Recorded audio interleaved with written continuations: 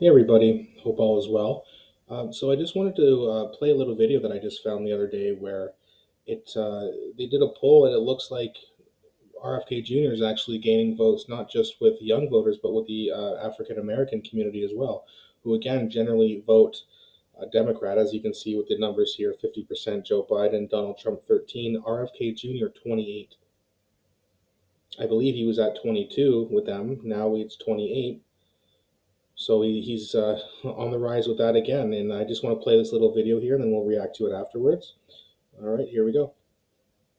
Recent survey from the New York Times and Siena College showed Biden's seating support from Black battleground state voters to Robert F. Kennedy Jr. For more on that, let's bring in opinion editor at the Washington Post, Alexi McCammond. Her latest piece is entitled Democrats Need to Get Real about RFK Jr.'s strength with Black voters. Alexi, where is it coming from? One thing that is clear in polling trends, focus group trends, and otherwise is that Black voters and other voters are looking for an alternative. Black voters have long felt and said and showed us that they feel taken for granted by the Democratic Party.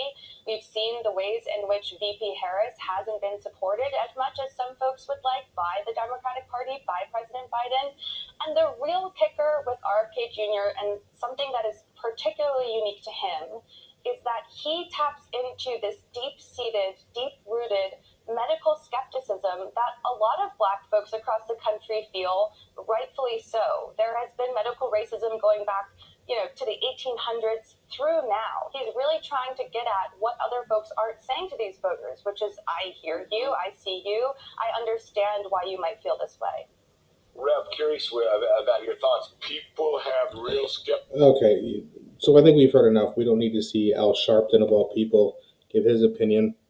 But if you go back here, you look at the numbers again. 50% for Joe Biden, that's to be expected, but 28 for the independent. That's pretty crazy.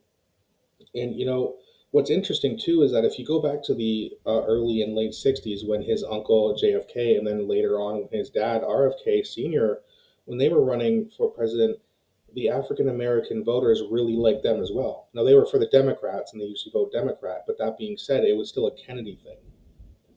They liked the Kennedys because they wanted to, or they knew that they actually wanted to create change, and they were starting to understand the racism back in the 60s, which there was a lot more of than there was today for sure. Medically, financially, pretty much in every area. And those people who then had kids and then maybe even grandkids, who do you think they're going to tell them about when they talk about politics? And you got to look at that RFK Jr. His dad and his uncle were amazing. We supported them, and you should think about supporting him too. Yeah, but Daddy, he's not a Democrat anymore. Still a Kennedy. That name still has royal value in the politic world.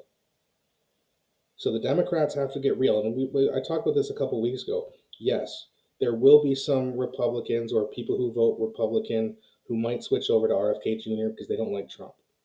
But mark my words, there will be a lot of voters coming from the Democratic Party. He will take voters away from both parties. That's why they're scared of him, and that's why they're likely to work together to try to block him from getting ballot access, block him from getting votes, block him from debating, because they're terrified. If they weren't terrified, they'd just let him run. You think they're going to do anything about Cornel West or Jill Stein? No, because they're nobodies and no one cares and they're not a threat. RFK Jr. is a major threat. Not to us, the people. He's an asset to us, the people. He's a threat to those in charge. He's a threat to the establishment. He's a threat to those who want to eradicate the middle class and make it so that they own 99% of the wealth instead of 97% of the wealth, because 97% ain't enough. Okay? We need someone who's going to change some tax codes. For example, when you catch a company price gouging, right, like a grocery store, you change the tax code so that they get hit so hard with taxes, and then you take their smaller competitor, like a mom and pop, like little tiny grocery store, or a deli, and you give them tax breaks so that their competition can run the corporate price gougers out of business. And that's how you kind of refigure capitalism. You don't change it to communism. You just punish those who do not practice moral capitalism. And that's how you can do it. And the reason that Trump or Hillary Clinton or Joe Biden or whoever else did not want to change those tax codes is because those rich CEOs of those companies are their buddies, and they're not going to piss off their buddies. So they take advantage of us instead. RFK Jr. is not going to do that.